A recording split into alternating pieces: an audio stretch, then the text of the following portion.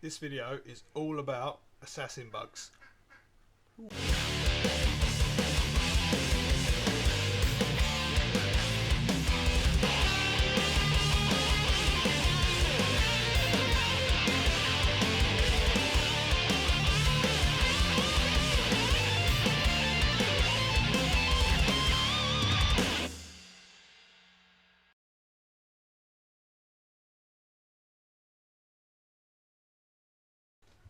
What's happening, guys? My name is Jamie, this is the Norwich Reptile Shed, and in this video I'm going to be talking about my white spotted or twin spotted assassin bugs.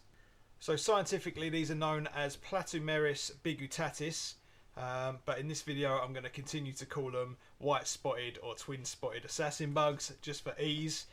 These guys hold a special place in my heart. I've always had assassin bugs, really loved them. I had them when I was younger.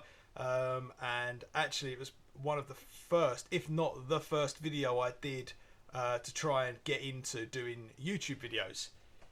Since that video my care for these guys have changed, which is why I want to do an updated video.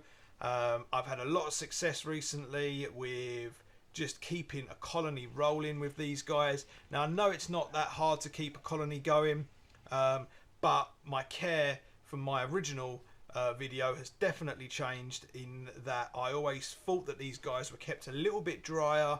I always gave them both options, but I thought they were a little bit drier, and I never thought of putting them in a terrarium style enclosure.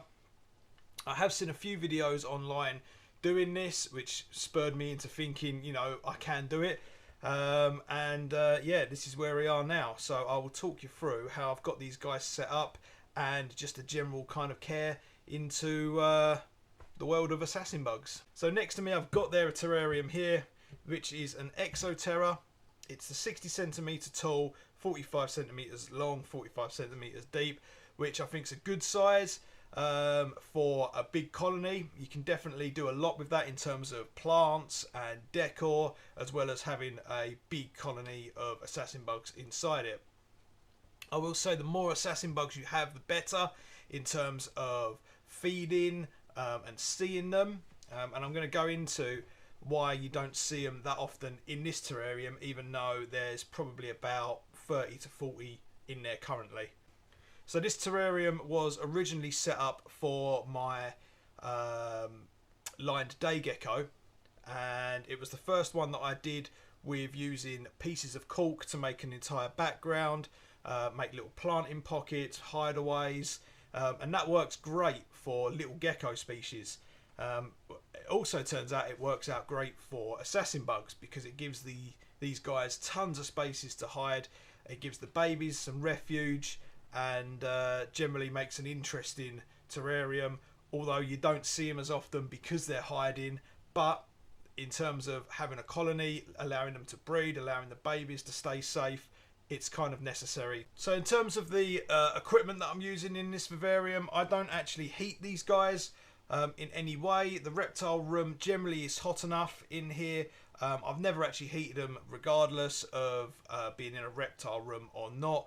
But the reptile room kind of sits at about anywhere up to sort of mid-20s during the day, especially during the summer, and it goes down to about 18 degrees, maybe even a bit cooler, and you know the temperature in here varies, and I've never really seen the assassin bugs have any trouble with those temperature fluctuations, and I don't need to add a heat mat or a halogen lamp or anything like that, and I wouldn't actually recommend doing that for anyone who wants to keep these bugs. My lighting is an LED shop light, which is just a bog standard LED lamp that you can get from a DIY shop, and that is enough for the lighting in here for some quite shady or less sun worshipping plants.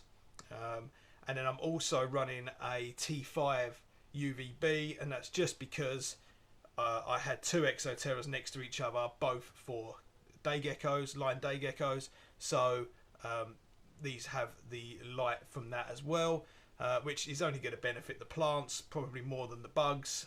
I wouldn't say you need to put UVB on bugs, but that's something that this vivarium has, and I think that only helps with that adds to keeping the plants healthy.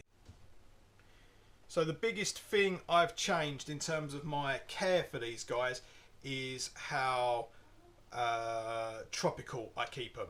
So I've always kept them with a tropical and a drier side, and I even used to use sand and that sort of stuff at one point, just because I thought that these guys have such a big range that you would find them in slightly drier habitats. And I have had success with eggs in that kind of setup, but no way as good as what I have in here with more moist soil, live plants and lots of cork. So this vivarium is technically bioactive. It does have a cleanup crew in there. It does have wood lice. I'm not entirely sure there's many left in there because the babies will eat wood lice. So I just keep sort of topping it up with more. Yeah, you can have a drainage layer. That's absolutely fine. These guys don't burrow. And then I have quite a thin layer of substrate here, but it gets quite thicker at the back to support the plant roots. But this layer I keep quite damp, and I've noticed definitely that the assassin bugs prefer to lay their eggs in the damp soil. So what they'll do is they'll just kind of stick their rear end into the soil and deposit an egg. So in terms of feeding these guys, my advice is exactly the same as it was in my original video. They will just eat anything, and if they can't tackle it alone, you will occasionally see multiple bugs go for either the same prey source or try to take down something bigger. In the shed, I actually feed them a mixture of small crickets and large crickets. That's a regular. I do that twice a week, and that helps. The small ones are obviously for the young, and the bigger ones, an adult assassin bug can easily take down a full-size silent cricket. So I also mix that up with locusts, mealworms, morio worms, cockroaches, my dubia roaches or my hissing cockroaches. They will honestly eat anything. So I'd say to keep things interesting, you can vary the diet up, but these will quite easily munch down on crickets all day long, and that is the bulk of their diet because it's so easy to put multiple in there, and they don't tend to eat the plants as much as locusts. So that is that's my tip for keeping live plants in here, is to only use very minimal locusts and make sure that they have been eaten and not left in the viv overnight. Otherwise you might as well say goodbye to some of your fancy plants. So in terms of how much I spray this thing down, I try and do it every day. I treat it the same as all my tropical terrariums, and next door is my lion day gecko, who solely drinks from sprayed water. So I treat this exactly the same, and I just try and spray it down every single day. As long as the soil isn't completely saturated, you're going to be absolutely fine. What I'm trying to do really is keep the plants alive in the plant pockets and bits like that. So daily spraying is what I'd recommend. So if you're looking into getting assassin bugs or any other kind of predatory bug, then I would highly recommend these guys. If not the red spots, but any kind of assassin bugs are really awesome, really rewarding to keep. Yeah, I think they add a whole new level to keeping some insects, because they breed readily. They're interesting to watch, they're interesting to feed, and you will always get entertainment out of them.